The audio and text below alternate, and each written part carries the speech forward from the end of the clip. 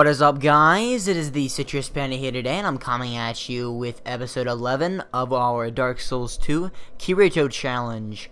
So, what are we gonna be doing today? Well, I took a little bit of a break from Dark Souls 2, a 2-day break, you know, because Dark Souls 2, 2 days, thinking it's pretty good.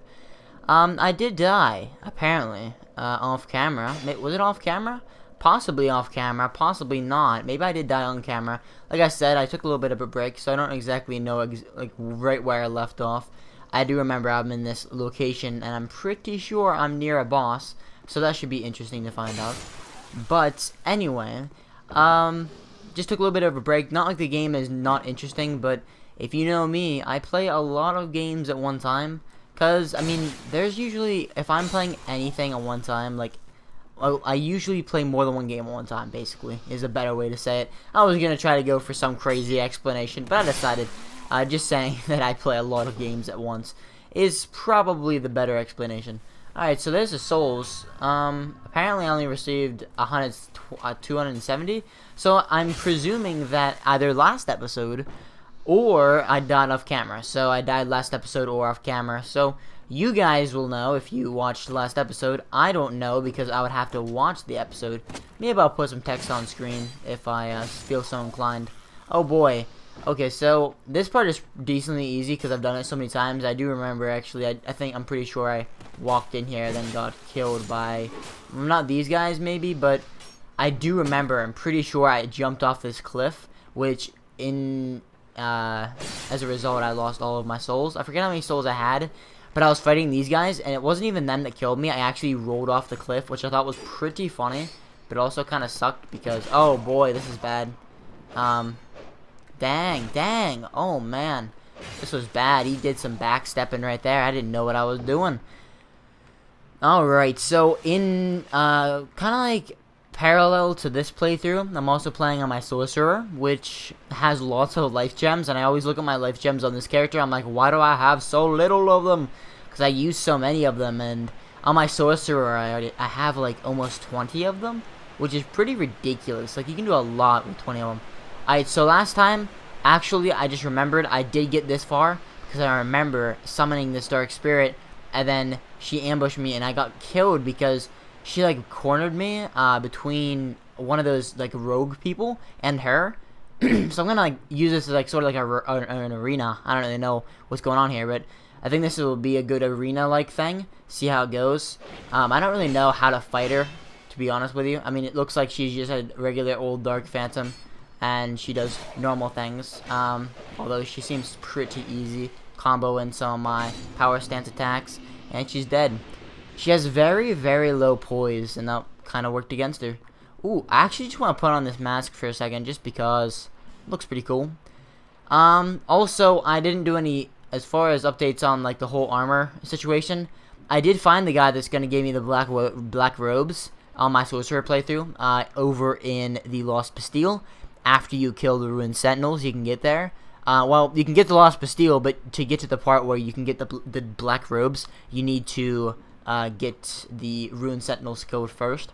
So that should be interesting to see how that goes. But there's actually a lot of stuff in the Lost Bastille. The Bell Luna, or Luna Bell, or I think it's the Bell Luna. It's all about like the Bell Covenant and stuff. It's kind of weird. It's almost like the Forest Covenant, like protecting the forest, except that they're protecting a bell, and it's kind of weird. But it's also kind of cool at the same time because it's kind of something you hadn't seen before. It was out there, but it was also pretty cool.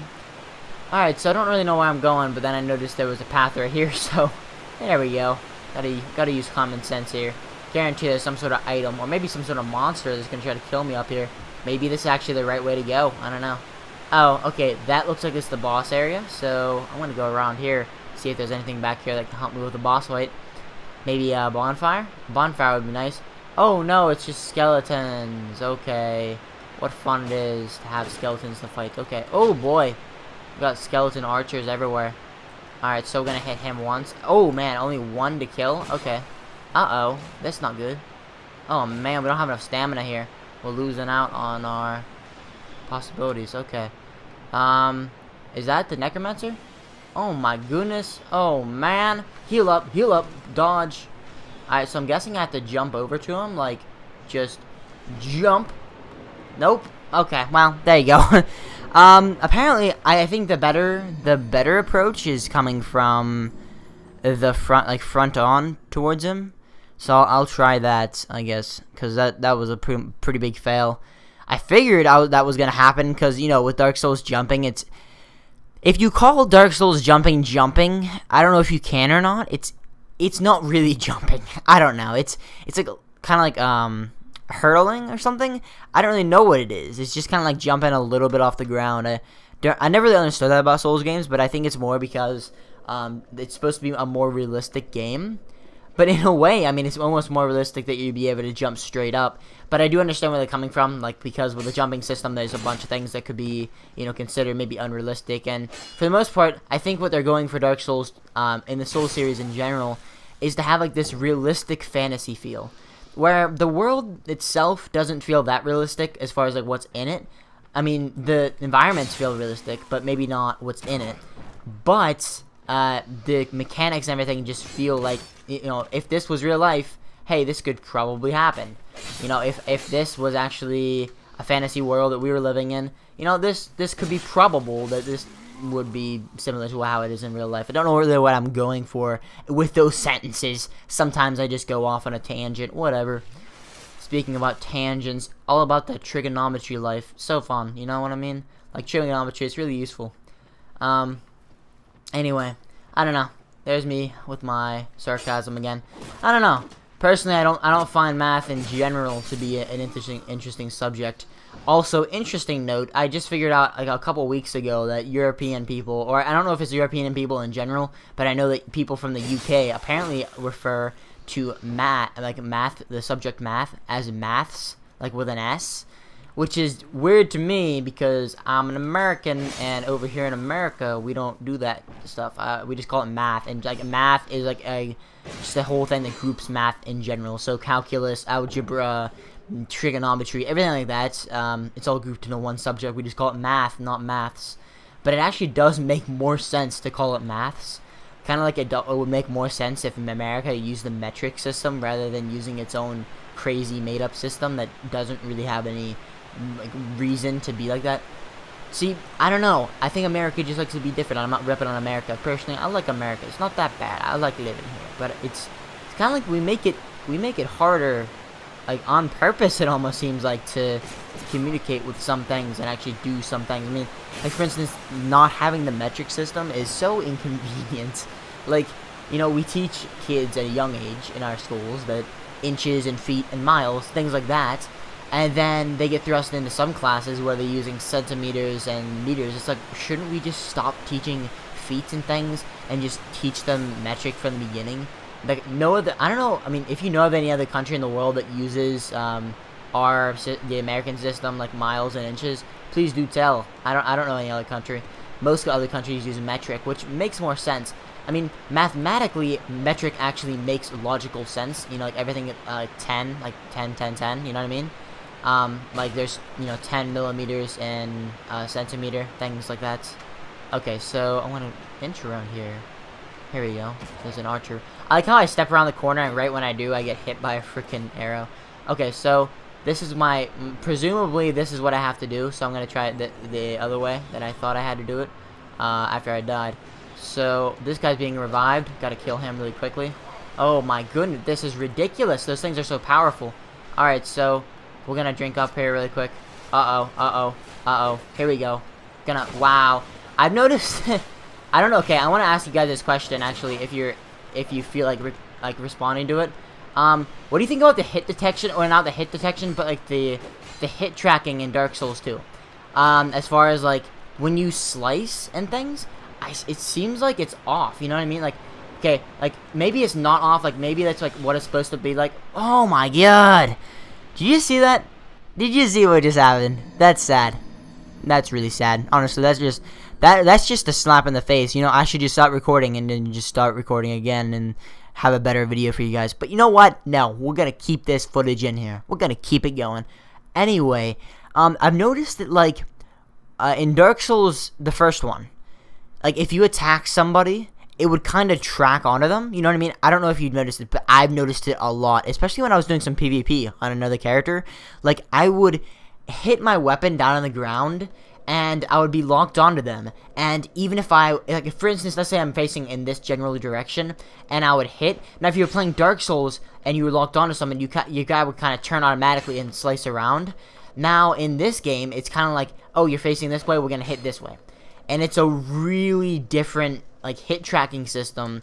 It's a lot different. Like, a lot of people wouldn't think it makes that much of a difference. It does, I'm telling you. I was having a lot of trouble PvPing with like those bigger like one-hit weapons that you're trying to get like those big hits off of. I was having some extreme difficulty with that, and mostly because of that system that they added in. I don't really know if it's like a new system. Well, it is a new system. Okay. You know, I actually saw that coming. I knew that was coming because I knew that I was almost dead. And then I just didn't heal. I don't know. Apparently, we're just going to die a lot today. So, we're going to name this the Dying Montage. Montage of Death or something like that. Literally, this is going to be like a 20-minute video where I accomplish absolutely nothing. And just die. So, we're going for a death record here. I don't know what's the record for dying as many times in an episode yet. I think... on the one episode, I'm pretty sure I died like 4 times, but that was on a long episode. And we're only on 11 minutes, and dang, we're gonna beat this record, I'm telling you what. And I've noticed also, well, this is not something that you just noticed. This is just a general fact. Dark Souls plays with your mind in the sense that whenever you die once, it's a proven fact that once you die once in Dark Souls, you're going to die a lot more times, pretty much. Because you get this mentality that you need to get it done. You need to get what you already got done quickly. And in that sense, you try to do it as fast as you can because you think, oh, well, I've already done this part before and I don't really need to do this slowly because I already know what's going to happen.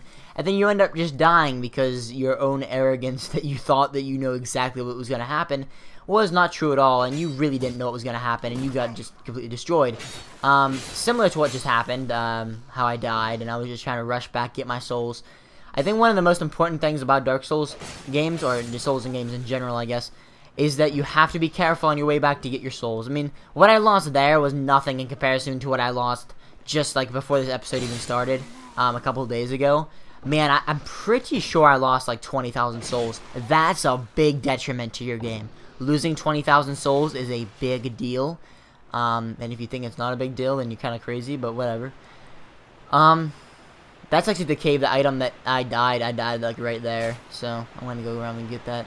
No, actually, I didn't die right there. I was almost dead right there, then I drank a potion. There is an item over there. I don't know why I didn't grab it while I was over there, but I can do it right now. So I'm guessing this guy's gonna come up behind me and try to kill me. Where is he at? Well, he was there every other... oh, there he is. Oh, man, that scared the crap out of me. There was actually some scary points in this game. In Souls games in general. I always say in Souls games in general. That's like the most used term in my entire series. But, yeah, I seem to, like, get scared. And it's not even things that, like, are scary. It's just, like, things that, like, just surprise the crap out of you. And you turn around and there's a freaking guy standing there or something. These little things like that. To make the game interesting and keep it fresh and things like that. So... yeah, we're gonna try to just jump on over here. Alright, so we're over here. We're gonna murder him now. There we go. Now, the second part of this whole challenge is getting back over to the main part. Okay, well, you know what? I give up. I seriously just give up. I can't win. I knew it was gonna happen. I called it. The hardest part is after everything is dead. It just... okay. Okay, well... we'll keep going. We'll keep going. That's 4 deaths in 14 minutes. Probably going to be a shorter episode this time. I don't know. I'm probably going to go all the way back, kill those skeletons, get the items in that cave, clear it out a little bit. Hopefully the necromancer doesn't respawn. If he does, I'm literally just going to run out of the cave and go to the boss fight. If the necromancer isn't there, then I can go ahead and do what I want. The ring, I'm stumbling on all my words here, but I also have this thing called the Ring of Binding, which is really useful.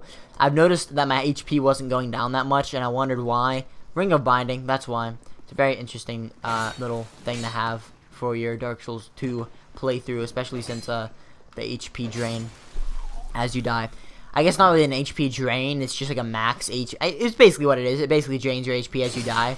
Which is kind of funny because you think that, like, Like, I don't know. I felt like when I always played Dark Souls, I felt like death was teaching me something. And it was kind of like, hey, you died, but that's not bad because you kind of supposed to die in that part. You were supposed to figure out that this happens when you do this. Although in this game, it seems like death is nothing but punishing, it seems like. And that's not a bad thing because it's supposed to be a hard game, but I almost feel like it took away the whole part of, hey, dying teaches you things.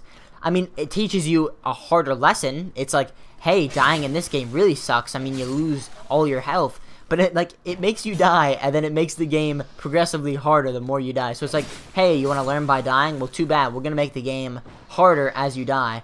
And then we're going to make human effigies slightly hard to get. So, oh boy. Die, die, die. There you go. Pick up the item. Real good. So, I have said that Dark Souls 2 is better than Dark Souls. And I haven't exactly decided upon that yet. I've gotten very far on different characters, not this character, but I've gotten very far into the game, and I've fought different bosses. I've fought lots of different types of bosses, and just different combat styles of bosses as well.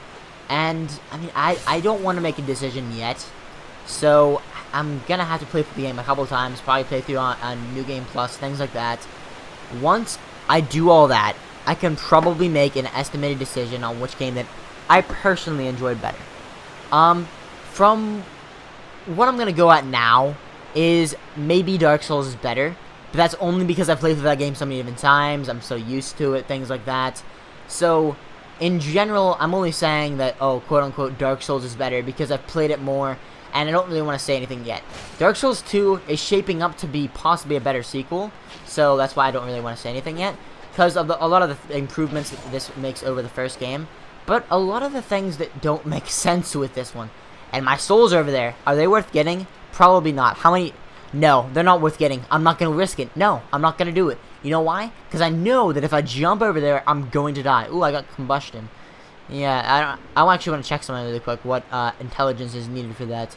It's raining outside quite a bit. Finally, it's spring and it's actually raining. Because it's been just freaking snowing and quite a bit lately. So, apparently that doesn't require any intellect at all. It's got 10 uses, which is it's interesting. I figured that I thought in this game they were going to make pyromancy harder to do, but maybe not. Maybe it's not as hard as it was originally intended to be. So, we're going to head on over here, see what's going on. Lever ahead. Hooray for a shortcut. So, is it a shortcut? Oh my god. Whoa, whoa, whoa, whoa, whoa, buddy. Hang on. Hold the phone. Hold the phone. Okay, there we go. Inventory. Let's go see what that fire butterfly is. So if you can hear rain in the background, by the way, that's probably what it is. I try to keep my mouth generally close to my microphone because I don't want background noise getting in to the microphone, including the game volume, including whatever is happening outside, including anything else that might be going on that's crazy. Here we go. Light torch anonymously. So I don't really know what that is. I'm guessing that you can light a torch in another world anonymously, so it's kind of cool. Maybe this bypasses the boss. Maybe that's what it is. Charmer ahead. Be wary of enemy horde. Okay. I'm ready for an enemy horde. Come at me. Let's go. Enemy horde. Enemy horde inbound. Oh, come on. Come on, come at me. Oh, look, they're coming up from the sides. Little sneaky, sneaky skeletons. Sneaky, sneaky skeletons. It's a reference to Spooky Skeletons. If you know that song, you're a cool guy. Oh my gosh, that's a curse barrel. I hate these new little things. Also, cursing doesn't kill you in this game, apparently. I don't really know what it does. I think it just does a lot of damage to you, like bleeding, because I've been cursed all the way before in this game, or I've taken a lot of curse, and I haven't died. And then they kind of replaced that with petrifying, so you can be petrified, but you can also be cursed. So I'm not really sure how this whole system works, but it doesn't really matter. All I know is it's semi-annoying. Alright, skeleton. Curse ahead, but try attacking. Alright, I'll try attacking. Let's do it. What is this? Touch bloodstain? This looks very spooky. This is actually that cave. This cave connects all the way back around. That is very interesting. This cave connects all the way back around with the beginning. How convenient. That's actually really, it's really interesting. Oh yes, because earlier I was in this cave, I cleared it out of skeletons and everything, and then I noticed that I couldn't open up this door for the life of me, and there's a lever on the other side, and I couldn't figure out why it was there. And that's actually kind of funny. That's cool. I like it. So now I can use... No! No! Oh my goodness, that was crazy. Oh my god. Did you see that? That was the closest thing in the world to dying. But I actually pulled through not dying, so... It's an interesting thing they added there, because now I don't have to go through this little annoying path right here. I think we're just going to do a test run of the boss really quick, see how it's going on in here, and we'll go from there. So, do we have anything like to use on the boss that might help us? We could use gold pine resin, which might help. We could use dark pine resin, which might help. We could use aromatic ooze. I think gold pine resin might help. Kirito didn't have lightning stuff, but, you know, just going by Kirito 100% in this playthrough is not going to really work out. I thought about maybe changing up some of the things I used, like, for instance, let me use this. Okay, so, can I use this on, like, my left-hand weapon? No, I can't. That's weird. Because, like, you can, like, do a lot of things with, your weapons now. Like, if you hold triangle, then you can do it, well, not like this, but if you hold triangle, or, can you do it? Okay. Yeah, for instance, if you hold triangle, you can dual wield the left-handed weapon, and then, but with the power stance enabled, you can't do it, but, yeah, I'm trying to explain it, but it's not letting me do it, so, if you hold triangle, it puts it in power stance, but if you tap it once, you take your primary weapon and two-hand it. If you hold it even farther, then it takes, if you double tap it, I don't even know, it's not working right now, because the power stance is, like, messing with it or something, I don't know. I was gonna try to explain something to you guys, but nope, it's not gonna work. So, alright, here we go, I've never actually fought this boss before. Although, because it is I'm pretty, well, no, I haven't. Okay, never mind. I was gonna say this is an optional boss, but I don't know if it's an optional boss. I haven't gotten that far in the game yet to actually know if bosses are optional.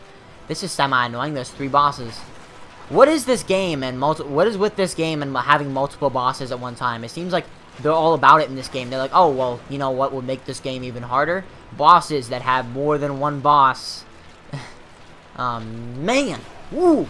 Woof. That's gonna kill me if I get that bleeding damage up. Okay. Wonder if there's also skeletons in this fight. I guarantee there are, which is kind of funny because they already throw all these people at you, and now they're gonna throw probably even more. Oh, that was anticlimactic. Does he come back to life? Yes.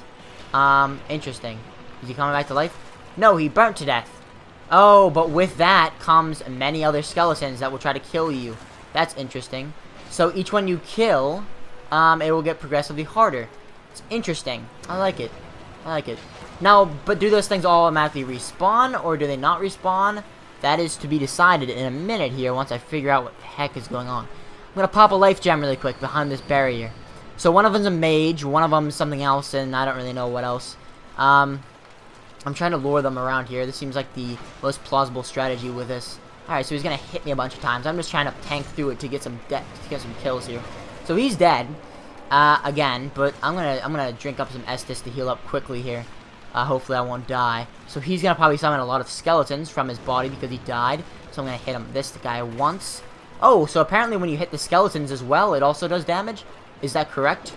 Yep, that is correct. So whenever you hit a normal skeleton, you also do lots of damage to the, well, not lots of damage, but you also do damage to the bosses. That's interesting. It's an interesting concept. It's basically like a boss, but like you're fighting a bunch of different things, and it's all one entity. So there's 3 bosses, and they all connect to one entity.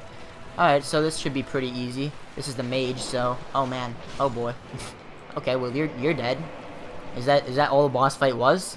I know they're gonna summon a lot of other skeletons, but if that's all the boss fight was, I thought that was generally pretty easy. Okay, so there's gonna be bone wheel skeletons. So the general rule of thumb here is to kill that boss last because it summons a bunch of bone wheel skeletons, which are the most annoying thing in the history of skeletons. Oh boy, I'm surprised that none of those hit me. I'm also surprised that I'm still alive somehow. There we go. Alright, this is actually really useful having this dual wielding power stance that I hit so much with my left hand attack. Because I feel like if I wasn't hitting this much, the game would not be this easy. Like, just like not being able to like one-shot these things because it helps you out a lot with the boss. Well, there you go. That was actually pretty easy. I completely soloed that boss. You know what? I died so many times in this episode, but you know what? I soloed the boss, so I feel good about myself. We got lots of souls. I don't think this boss is actually like mandatory. I think you can just skip it. I don't think there's actually a point in doing it. Maybe there is. Although, be wary of liar. I don't realize what's going on. There's nobody here to lie to me. Maybe it was a message left by another person that said to do something stupid. I don't know, who knows. I'm gonna attack this really quick just to do it. Alrighty then. Looks like that's it in this chamber. Might look around for some more. Maybe there's something else, but it seems like that's all there is in this room. Hope you guys enjoyed this episode. We got some stuff done. We died many times. There's also a passage over here that might have something in store for us.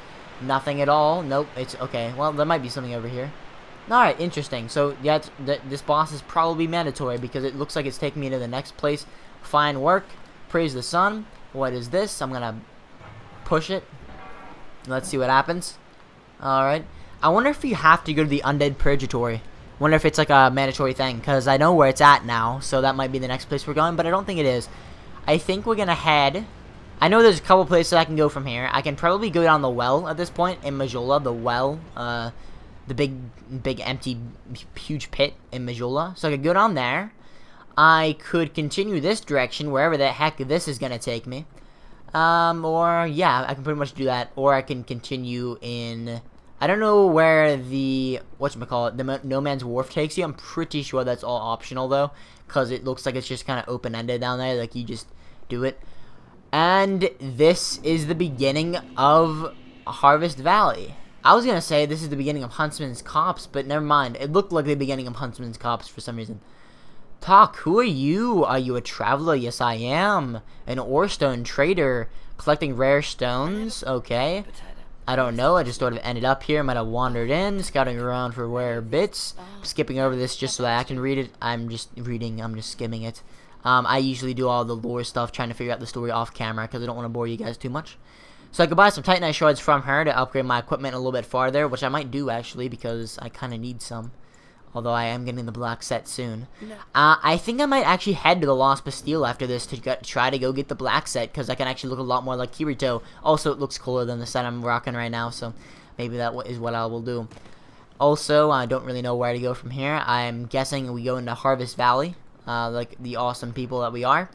I also see that there is poison right here. Literally, there is poison. It's like Blighttown, but not Blighttown. I don't know. So we're going to light the bonfire. We're gonna sit at the bonfire. Hope you guys enjoyed the video. I did like the outro a long time ago, but then I ended up going farther. So I'll see you guys next time.